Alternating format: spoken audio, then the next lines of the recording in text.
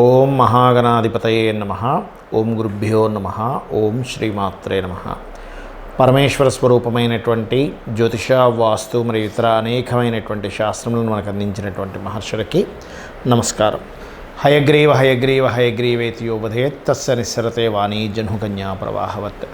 అరుణాం కరుణాతరంగితాక్షీం ధృతపాశాంకుశపుష్పబాణచాపాం అనిమాదిభిరావృతాం మయూకైః అహమిత్యేవ విభావయే భవానీం. శ్రీమాత్రే నమః.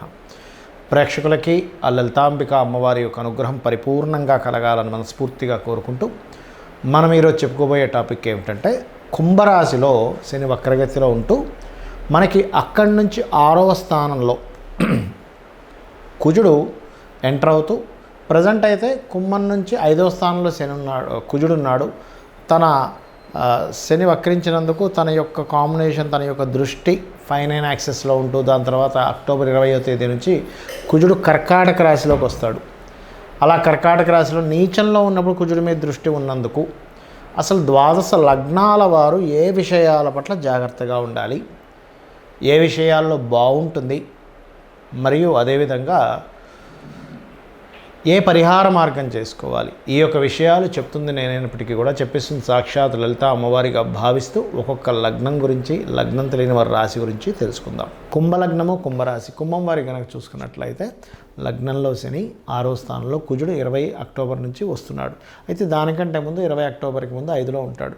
5లో ఉన్నప్పుడు ఏమిటంటే, ఇక్కడ ఎవరైనా ఇష్టపడిన వారిని వివాహం చేసుకుందామనే ప్రయత్నం కానివ్వండి, ఇష్టపడిన వారికి ఎక్స్ప్రెస్ చేసేటప్పుడు కానీ, ఎక్స్ప్రెస్ చేయడం వల్ల కానీ కొంత ఘర్షణ వాతావరణం, కొంత వ్యతిరేకతను ఎదుర్కొనేటువంటి ఛాన్సెస్ ఉంటాయి. కాబట్టి ఈ యొక్క విషయాల్లో కొంత జాగ్రత్తగా ఉండండి. రాజకీయ పరంగా కొంత ఘర్షణ వాతావరణం ఏర్పడుతూ ఉంటుంది, సంతాన పరంగా కూడా. మరి 20 అక్టోబర్ నుంచి ఎప్పుడైతే 6వ స్థానంలో కుజుడు వచ్చే లగ్నంలో శని సంచారం జరుగుతూ ఉంటుందో, ఇది ముఖ్యంగా 6లో ఉండేటువంటి కుజుడు శనిని చూస్తున్నాడు. అంటే ఏమిటి? లగ్నాన్ని చూస్తున్నాడు. మనం గొడవ పెట్టుకోకూడదు అని అనుకున్న అనవసరమైనటువంటి గొడవలు మనకు చుట్టుకుంటూ ఉంటాయి మెడకి. కాబట్టి వీలైనంత మటుకు ఇక్కడ ఏమాత్రం గొడవ జరుగుతుంది అనుకున్నా దానికి దూరంగా ఉండండి. అదేవిధంగా కాంపిటేటివ్ రిలేటెడ్గా బాగా కష్టపడి, అంటే ప్రతి గ్రహము కూడా కొన్ని కాంబినేషన్స్ ఒక మంచిని ఇస్తే ఒక ఇబ్బందిని కూడా ఇస్తుంది. అంటే ఏమిటి? అసలు ఎట్లాగా సక్సెస్ అవ్వాలని ఒక మొండి పట్టుతో సక్సెస్ కూడా అవుతారు. కాకపోతే లగ్నంలో శని కుజుడు దృష్టి ఉన్నందుకు కాస్త బాడీ పెయిన్స్ కానివ్వండి, స్ట్రెస్ కానివ్వండి కాస్త ఎక్కువ అవుతూ ఉంటుంది. దీనికి ఏం చేయాలంటే, వీలైనంత మటుకు హోమాలకు అటెండ్ అవ్వడం, అదేవిధంగా గోవులకి క్యారెట్లు బెల్లము తినిపించడం, మరియు నవగ్రహాల్లో కుజశని గ్రహాల దగ్గర దీపారాధన చేయడం, ఇవి ఎక్కువగా చేయండి. మరియు దీంతోపాటు మీకు 2వ స్థానంలో రాహు ఉన్నాడు కాబట్టి విదేశీ ధనయోగం ఏర్పడుతుంటుంది.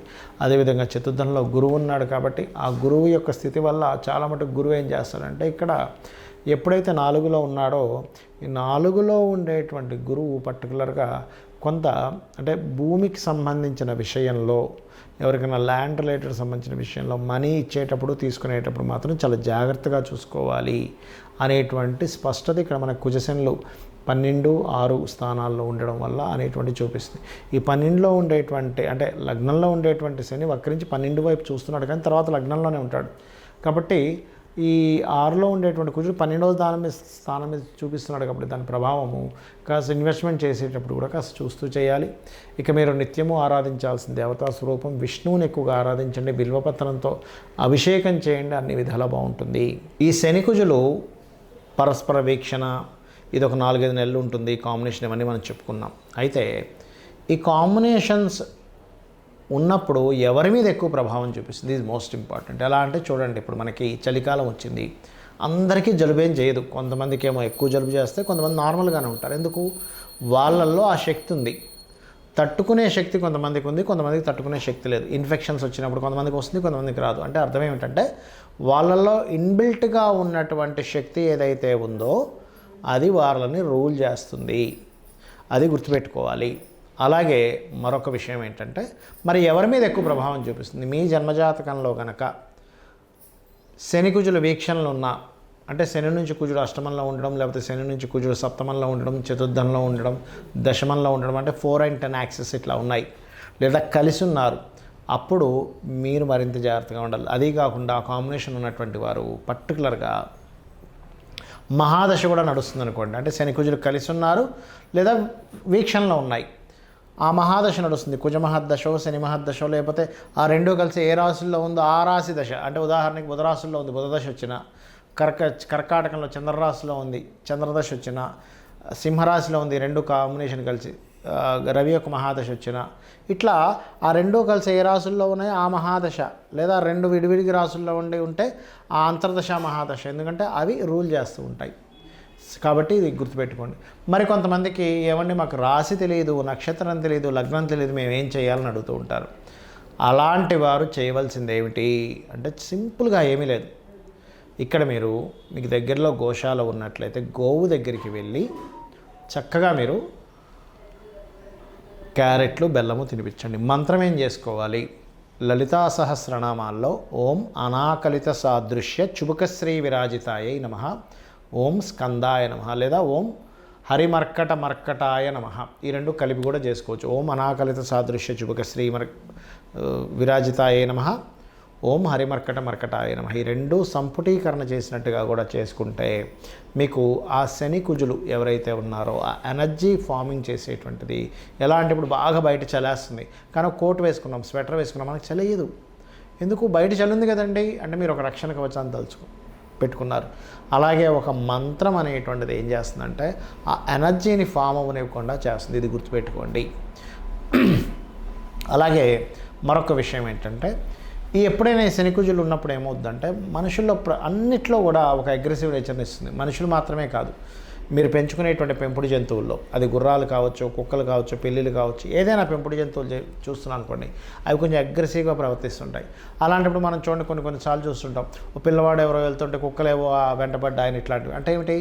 చిన్నపిల్లల్ని ఎక్కడికైనా పంపించేటప్పుడు పెద్దవాళ్ళకంటే ప్రాబ్లం లేదు, అక్కడ కాస్త ఈ జంతువులు ఉన్నాయి, ఈ రోడ్డు మీద ఉండేటువంటి కొన్ని ఉంటుంటాయి.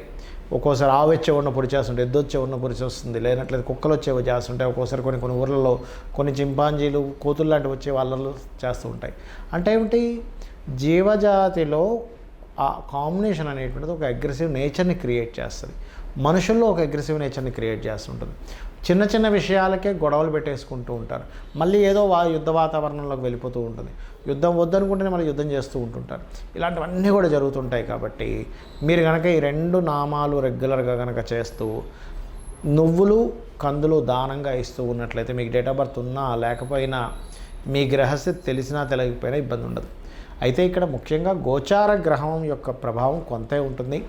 మీకు ముఖ్యంగా మీ జన్మజాతకంలో లగ్నం ఎలా ఉంది, మీ స్థితి తెలుస్తుంది. మీ ధనాధిపతి ఎలా ఉన్నాడు, మీరు ఏ రంగంలోకి వెళ్తే ధనం సంపాదిస్తారో తెలుస్తుంది. మీ సిబ్లింగ్ కారకుడు ఎలా ఉన్నాడు, మీకు సహకరించే వాళ్ళు ఎవరెవరో తెలుస్తుంది. మీ చతుర్థాధిపతి ఎలా ఉన్నాడు, మీరు గృహం ఎప్పుడు ఎక్కడ ఎలా కొనుక్కోవాలి, ఎందులో బాగుంటుంది ఎందులో బాగాదు అనే విషయం తెలుస్తుంది. అదేవిధంగా మీ సంతానము, మీరు పూర్వజన్మలో చేసినటువంటి కర్మ, వివాహ జీవితము, ఆల్ ఆఫ్ సడన్గా ఎప్పుడు మార్పులు వస్తున్నాయి. ఏ ఉద్యోగంలో వెళ్తే మీరు సెటిల్ అవుతారు, ఏ వ్యాపారం చేస్తే బాగుంటుంది, మీకు ఇన్వెస్ట్మెంట్స్ ఎప్పుడు చేయాలి, విదేశాలకు వెళ్ళాలా వద్దా, ఎక్కడ టర్నింగ్ పాయింట్ ఉంది, ఎక్కడ మీరు లక్కీ నెంబర్స్ని ఎలా ఎంచుకోవాలి, ఇవన్నీ కూడా మీ జన్మజాతకంలో ఉంటాయి. అంటే మీ జన్మజాతకం 90% to 80 to 90% రూల్ చేస్తే ఒక 10 to 20% గోచారం రూల్ చేస్తూ ఉంటుంది. అంటే గోచారంలో ఈ కండిషన్ ఉంది కాబట్టి మీ జన్మజాతకంలో కూడా ఆ కండిషన్ సంబంధించి నడుస్తున్నప్పుడు మీరు జాగ్రత్త చూసుకోవాలి. అలా చూసుకున్నట్లయితే మీకు ఇబ్బంది కలగకుండా ఉంటుంది, అన్ని విధాలా బాగుంటారు. ఆ అమ్మవారి అనుగ్రహం మీకు బాగుండాలని మనస్ఫూర్తిగా కోరుకుంటూ శ్రీమాత్రే నమః.